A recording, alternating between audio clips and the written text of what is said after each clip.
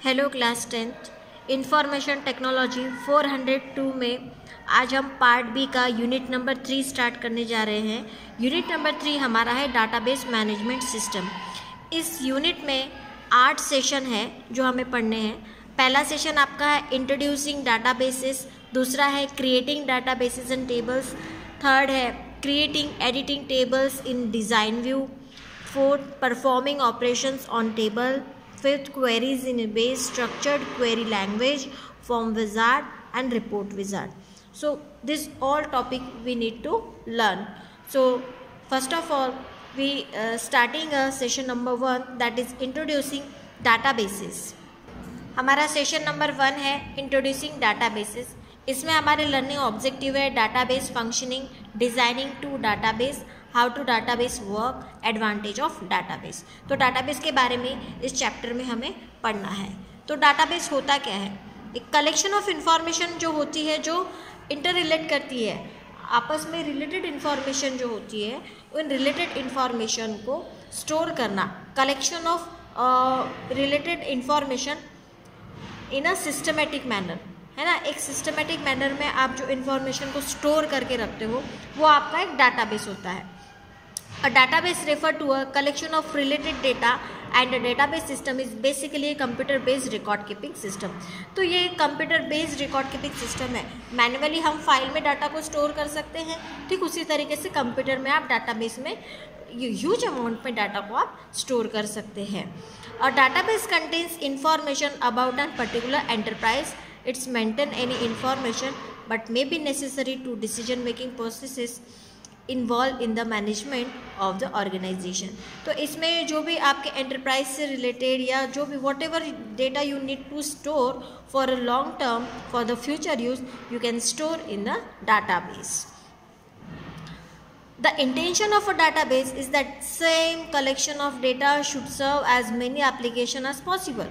तो डाटा का कलेक्शन करना आपका फ्यूचर यूज़ में कभी भी यूज़ करने के लिए तो ये कलेक्शन ही होता है एक database. Hence a database is often conceived of as the repository of information needed for running certain functions in a corporation or organization, such as database would permit not only the retrieval of data but also continuation modification of data needed for the control of operation।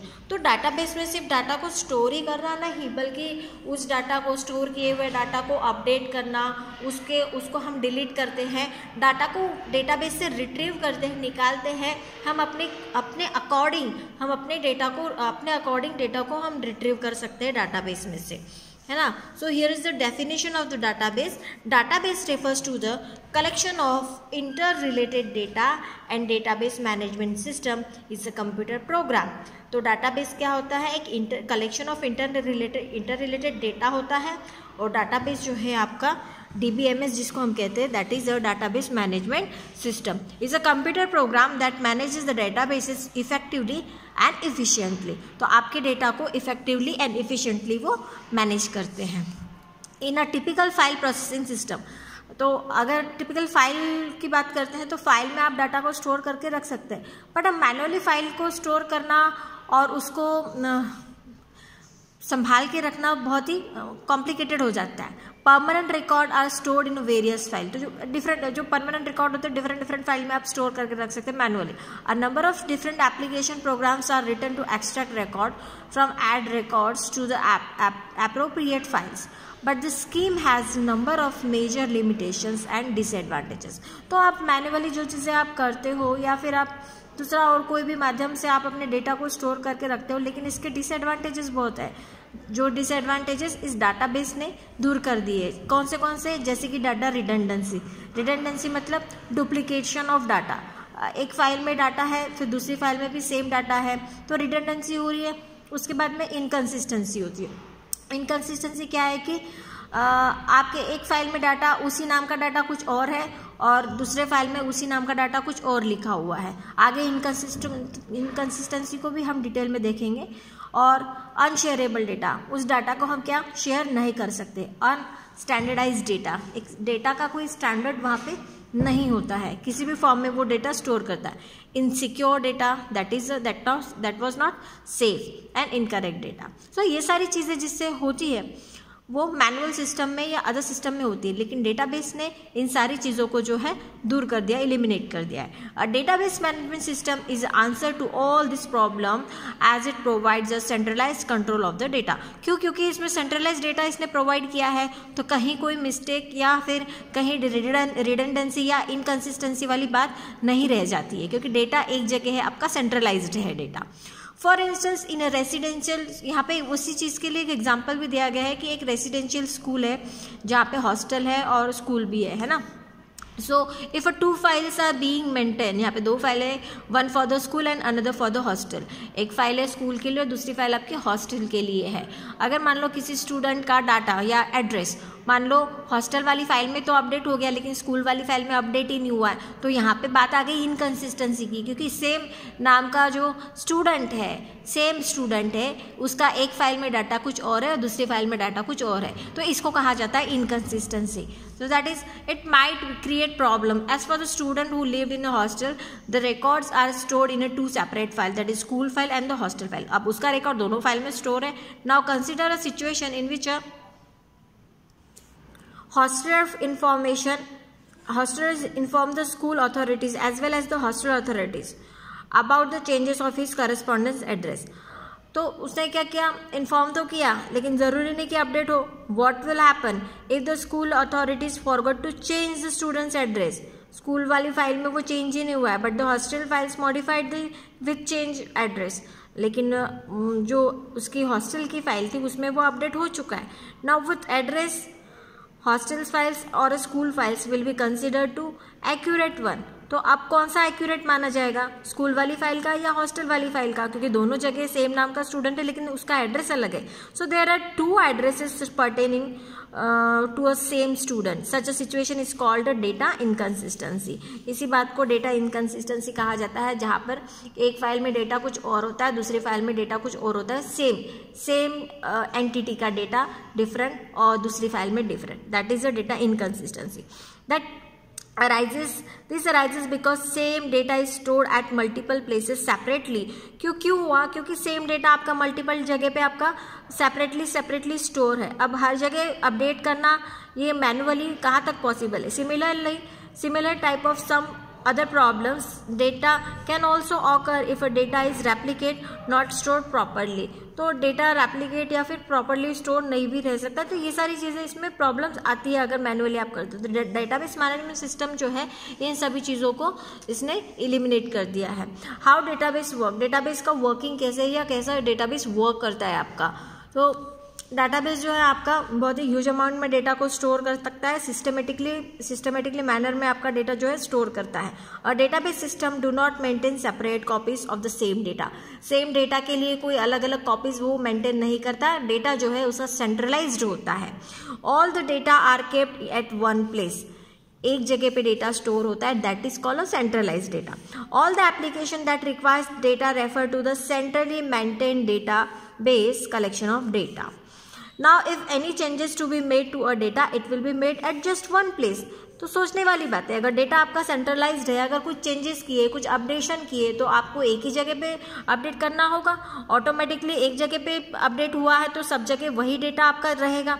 Eight the same change information will be available to all the application referring to it. We do not mean to suggest that all the redundancy should necessarily be eliminated. तो वहाँ पे redundancy वाली कोई बात ही नहीं होती है। Sometimes there are sound business और technical reasons for maintaining multiple copies of the same data in a database system. However redundancy can be controlled. तो डेटाबेस सिस्टम में रिडंडेंसी जो डुप्लीकेशन ऑफ डाटा है उसको भी हम यहाँ पे कंट्रोल कर सकते हैं up to the desired extent, and system is aware of the redundancy if any, है ना। तो जो भी रिडंडेंसी है हम उसको डेटाबेस में आसानी से दूर कर सकते हैं। Now here is the advantages of databases. तो डाटाबेस के एडवांटेजेस क्या क्या है। पहला डाटाबेस का एडवांटेज होता है कि reduce the data redundancy. Data redundancy मतलब डुप्लीकेशन ऑफ डाटा को वो होने नहीं देता है ना। Data redundancy means duplication of data.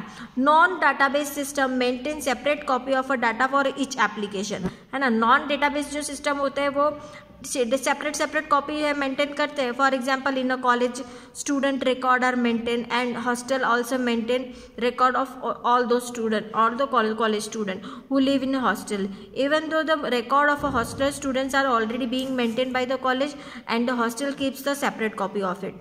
वही एग्जाम्पल अभी थोड़ी देर पहले आपको बताया था स्कूल और हॉस्टल वाला. तो यहाँ पे कॉलेज और हॉस्टल का एग्जाम्पल दिया गया है कि हॉस्टल में भी डेटा होता है, हॉस्टल की फाइल में भी डेटा है और आपके कॉलेज की फाइल में भी डेटा आपका स्टोर है ना.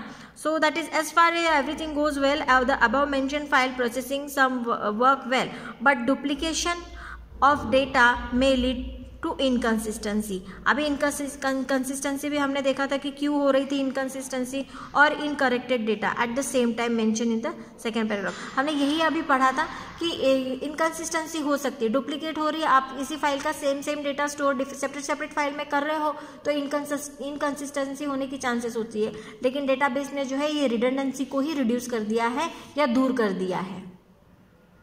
DBMS store all data at one place and all the application program that requires this data can refer the same central place.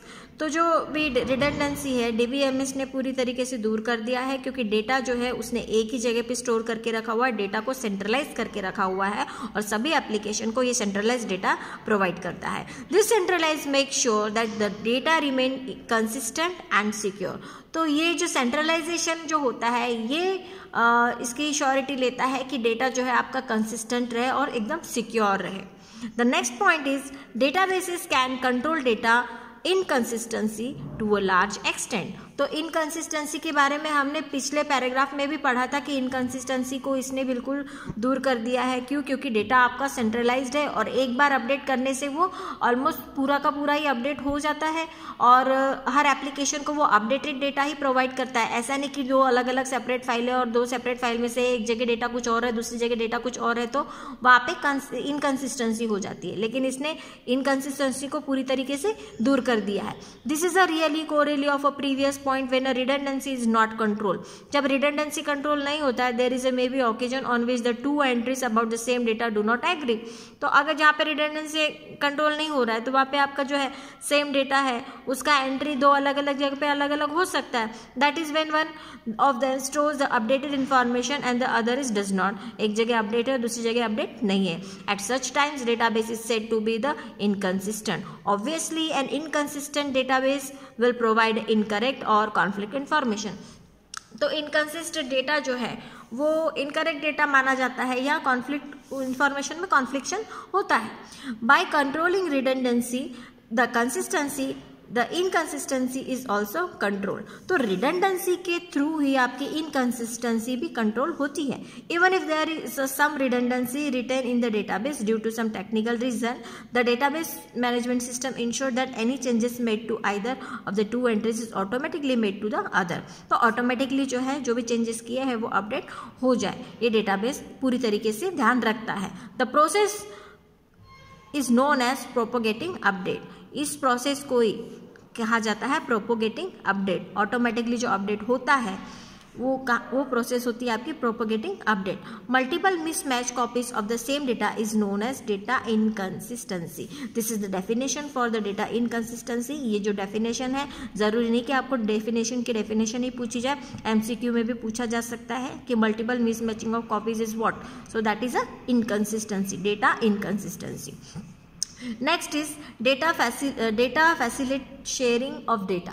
अब यहाँ पे कोई भी और एप्लीकेशन या मैनुअल सिस्टम हो वहाँ पे आप डेटा शेयरिंग की फैसिलिटी नहीं होती, लेकिन डाटाबेस जो है आपको डेटा शेयरिंग की फैसिलिटी देता है. डेटा एक जगह सेंट्रलाइज होता है और जहाँ से आप डेटा को आसानी से शेयर कर सकते हैं. तो sharing of data means the individual piece of data in the database may be shared among several different users. Different users में आप अपने डेटा को आसानी से शेयर कर सकते हैं. In the sense that each of those users may have access to the same piece of data.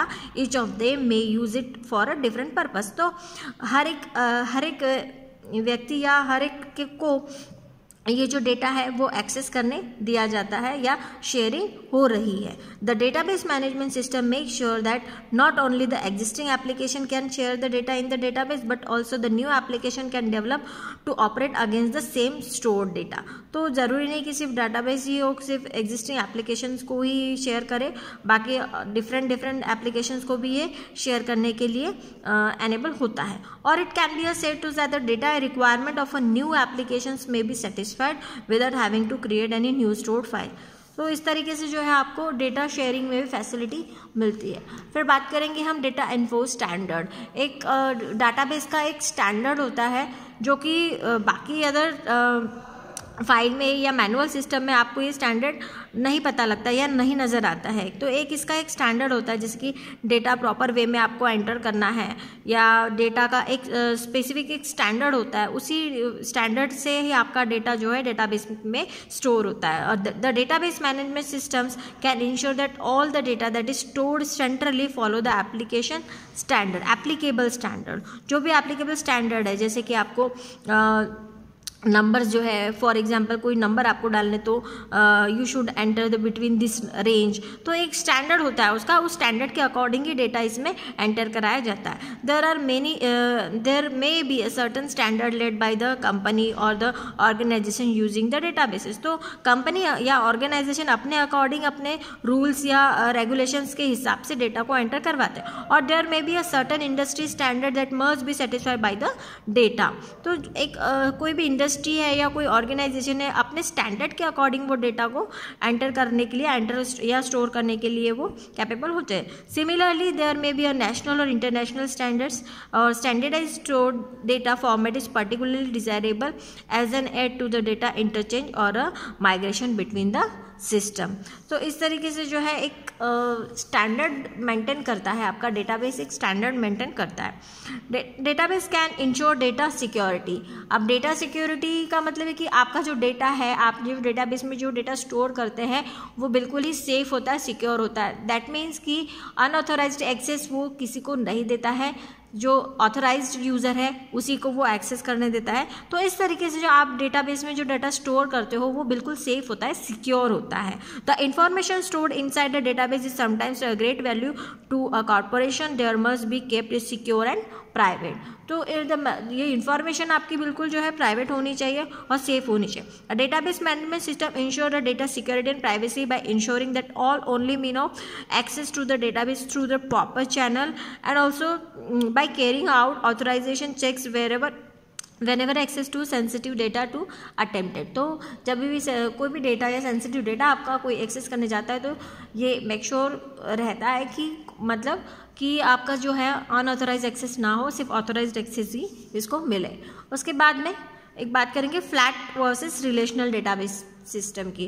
तो ये क्वेश्चन आपका लास्ट ईयर सैम्पल पेपर में भी था कि फ्लैट फाइल क्या होती है और रिलेशनल डेटाबेस फाइल क्या होती है।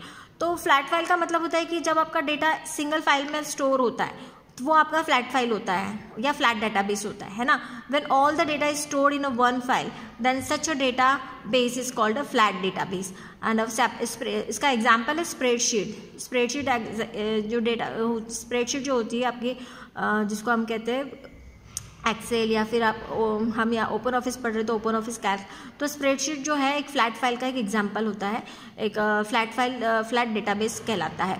और ठीक उसी तरीके से रिलेशनल डेटाबेस क्या है। अब रिलेशनल डेटाबेस मतलब क्या है कि जो डेटा है आपका रिलेशन में है ना। अब रिलेशन में मतलब कैसे, जैसे कि दो टेबल है और दो टेबल किसी कॉमन फील्ड से कनेक्ट है, रिलेटेड है, तो वो डाटाबेस आपका रिलेशनल डाटाबेस कहलाता है ना। When the data stored in multiple tables, आपका डेटा मल्टीपल टेबल्स में स्टोर है, जैसे दो टेबल में स्टोर है, that are linked via the common field. वो दो टेबल या दोनों ही टेबल आपके जो है एक कॉमन फील्ड मतलब एक कॉमन कॉलम से आपके लिंक्ड है, कनेक्ट है। Then such a database is called a relational database. तो इस तरीके के डाटाबेस को हम क्या कहते हैं, रिलेशनल डाटाबेस कहते हैं। And software handling relational database is called, जो रिलेशनल डाटाबेस सॉफ्टवेयर है उनके नाम यहाँ पे दिए गए हैं, RDBMS, उनको हम कहते हैं relational database management system. Database नहीं, तो अगर RDBMS है तो उनको हम कहेंगे रिलेशनल डाटाबेस मैनेजमेंट सिस्टम। तो ये इसके एग्जांपल्स है, रिलेशनल RDBMS के एग्जांपल जैसे MS एक्सेस है, बेस है, ओरेकल है, MySQL है, SQL etc. are the example of the RDBMS. A table in a RDBMS is given a special name that is a relation. उसको हम कहते हैं रिलेशन। सो इस पॉइंट को आप ज़रा ध्यान से देखिएगा क्योंकि ये लास्ट ईयर आया था आपके सैम्पल पेपर में, फ्लैट वर्सेस रिलेशनल डाटाबेस।